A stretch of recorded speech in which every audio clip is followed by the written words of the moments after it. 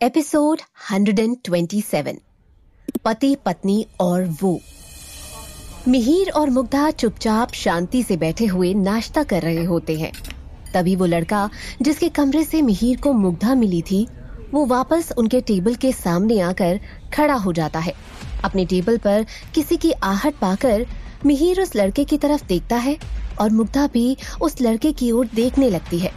वो लड़का मिहिर और मुग्धा की ओर देखकर मुस्कुरा रहा होता है। उसे देखते ही मिहिर गुस्से में अपनी मुट्ठियां भींच लेता है। वो लड़का अपना हाथ बढ़ाते हुए कहता है, हाय, हमारा इंट्रोडक्शन तो हुआ ही नहीं। मेरा नाम गौरव खन्ना है। मिहिर उसके हाथ की तरफ देखकर बोलता है। तो मिहिर के इस तरह के बर्ताव को देखकर मुग्धा भी हैरान रह जाती है। गौरव अपना हाथ पीछे करते हुए बोलता है, शायद आपने अभी भी मुझे माफ नहीं किया। मैं सच कह रहा हूँ, मैं सिर्फ मदद करने की कोशिश कर रहा था। मिहिर गुस्से से आग बबूला होता हुआ गौरव से कहता है, थैंक्स बट नो थैंक्स। मदद के नाम पर आप किसी और की बीवी को अपने कमरे में नहीं सुला सकते हो। मिहिर के मुंह से ये शब्द सुनते ही मुग्धा को बहुत बुरा लगता है और वो अपनी नजरें झुका लेती है। गौरव को भी ये सुनना बहुत अजीब लगता है और वो हल्का सा मुस्कुराते हुए कहता है, ठीक है, लेकिन एक भारतीय होने के नाते मैं सिर्फ आपकी पत्नी की मदद कर रहा था। आप अपना नाश्ता एंजॉय कीजिए, हम फिर मिलते हैं। इतना कहकर गौरव वहाँ से चला जाता है। मिहिर का ये रवैया मुग्धा को भी अच्छा नहीं लगता, लेकिन वो मिहिर से कुछ नहीं कहती है। नाश्ता कर लेने के बाद मिहिर और मुग्धा दोनों कैब करके फ्लावर वैली की तरफ चले जाते हैं। मुग्धा और मिहिर के बीच फैली ये अजीब सी खामोशी अब मुग्धा को परेशान करने लगती है। मुग्धा ने देखा कि मिहिर चुपचाप बैठा हुआ बाहर की ओर देख रहा होता है। मुग्धा धीरे धीरे अपना हाथ मिहिर की तरफ करते हुए हौले से मिहिर के हाथ में अपना हाथ रख देती है, लेकिन मिहिर उस चीज का भी कोई रिस्पॉन्स नहीं करता है। ये देख मुग्धा उदास होकर अपना हाथ मिहिर के हाथ से हटाते हुए अपनी गोद में रख लेती है। मिहिर अपनी तिरछी नजरों से सब देख रहा होता है, लेकिन अपने गुस्से के कारण मिहिर खामोश रहता है। तकरीबन आधे घंटे के बाद मिहिर और मुग्धा फ्लावर वैली पहुंच जाते हैं। फ्लावर वैली की खूबसूरती तो बस देखते ही बनती है। जहाँ देखो वहाँ बस ट्यूलिप के सुंदर सुंदर फूल नजर आ रहे होते हैं। कुछ लाल तो कुछ पीले, हरे, नीले, हर तरह के ट्यूलिप के फूल पूरे वैली में फैले होते हैं। फ्लावर वैली की खूबसूरती को देखते ही खुशी के मारे मुग्धा की आंखें चमकने लगती हैं, लेकिन मिहिर की नाक पर अभी भी गुस्सा सवार होता है। मिहिर का गुस्सा देखकर मुग्धा से रहा नहीं जाता और मुग्धा मिहिर के सामने अपने कान पकड़ती हुई कहती है, मुझे माफ कर दो मिहिर, जो किया उस शराब ने किया। मेरी उसमें कोई गलती नहीं थी। मैं इतना ज्यादा नशे में थी कि मुझे कुछ पता ही नहीं चला। मैं आपको धोखा देने का तो कभी अपने सपने में भी नहीं सोच सकती हूँ। पर मिहिर मुग्धा की बात का कोई जवाब नहीं देता। उल्टा मुग्धा की बातें सुनकर मिहिर अपना मुंह दूसरी ओर फेर लेता है, जिस पर मुग्धा फिर से मिहिर के सामने जाकर अपने कान पकड़ती हुई कहती है, प्लीज ना मिहिर, मुझे माफ कर दीजिए ना। जो कुछ भी हुआ वो मैंने जानबूझकर नहीं किया है।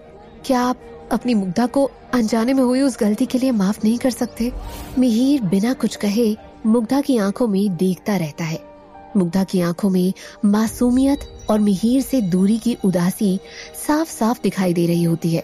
मिहिर को कुछ न कहता हुआ देखकर मुग्धा उसे प्यार से मनाती हुई कहती है, ये हनीमून बार बार नहीं आएगा मिहिर। क्या आप सब कुछ बोल नहीं सकते हो मेरे लिए, प्लीज? मुग्धा के रुहासे चेहरे को देखकर मिहिर से रहा नहीं जाता है और मिहिर एक लंबी सांस लेते हुए मुग्धा से कहता है, ठीक है, मैं तुम्हारी बात मान लेता हूँ और मैं भी अब तुमसे बिल्कुल भी गुस्सा नहीं हूँ। मिहिर के मुंह से ये बात सुनकर मुग्धा खुशी के मारे झूमने लगती है। मुग्धा को ऐसा लग रहा होता है जैसे उसके ऊपर से कितना बड़ा भार हट गया हो। मुग्धा की खुशी देखकर मिहिर से भी रहा नहीं जाता है और मिहिर के चेहरे पर भी बड़ी सी मुस्कुराहट आ जाती है।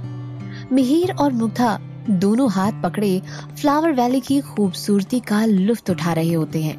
कभी मिहिर मुग्धा की फोटो खींचता तो कभी मुग्धा मिहिर की। ऐसे ही एक बार मुग्धा की फोटो खींचते खींचते मिहिर जाकर एक लड़के से टकराता है और उस लड़के को सॉरी बोलने के लिए जैसे ही मिहिर ने अपना सिर उठाया, सामने गौरव खन्ना को खड़े देखकर मिहिर का पूरा दिमाग एक बार फिर से खराब हो गया। लेकिन गौरव ने मुस्कुराते हुए कहा, अरे आप लोग यहाँ?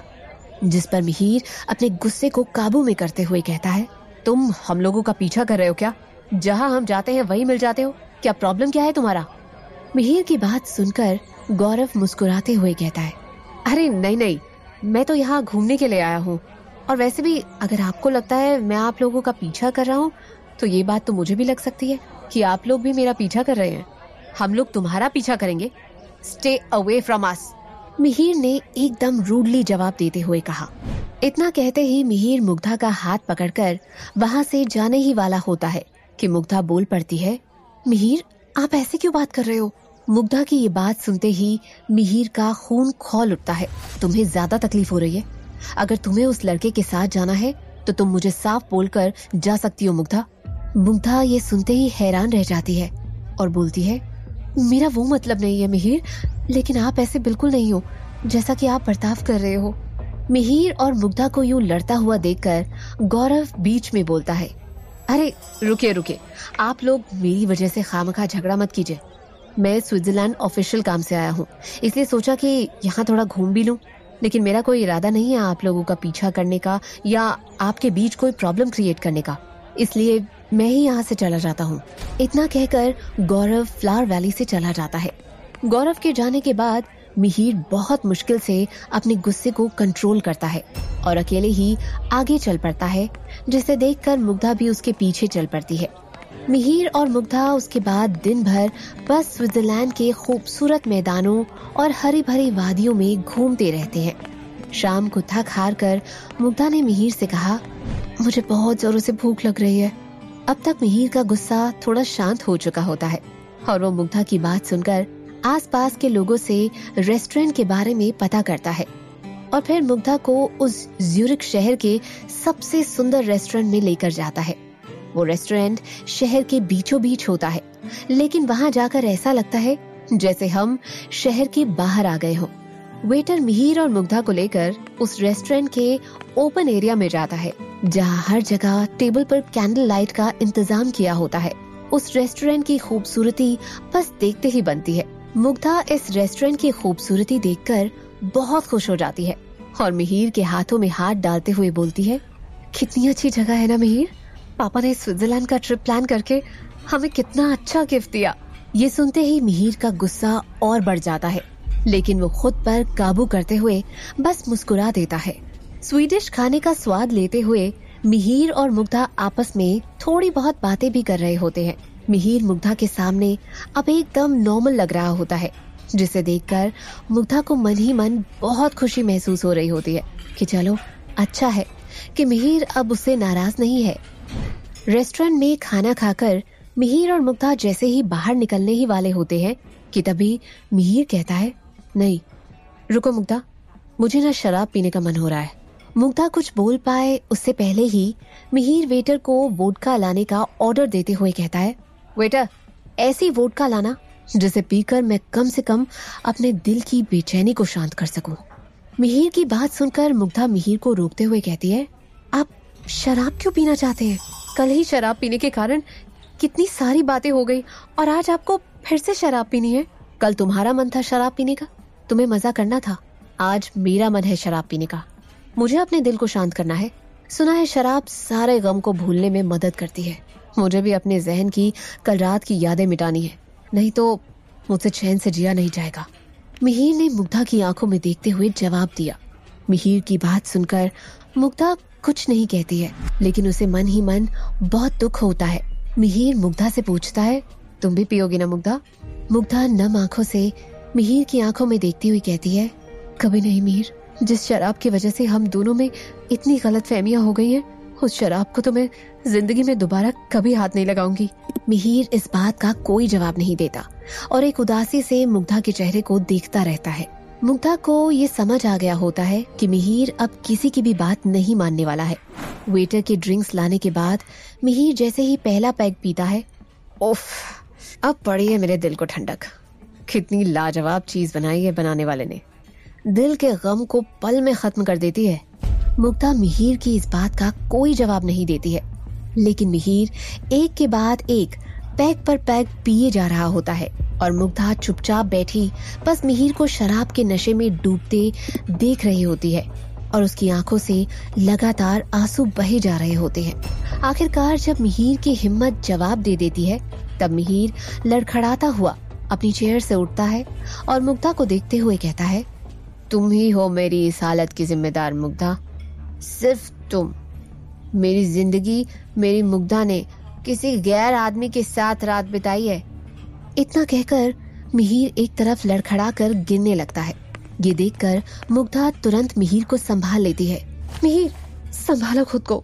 लेकिन मिहिर मुग्धा के हाथ को झटकते हुए कहता है, नहीं मुग्धा, तुम मुझे छुओ मत। तुम्हारे हाथों ने उस अजनबी लड़के गौरव को छुआ है।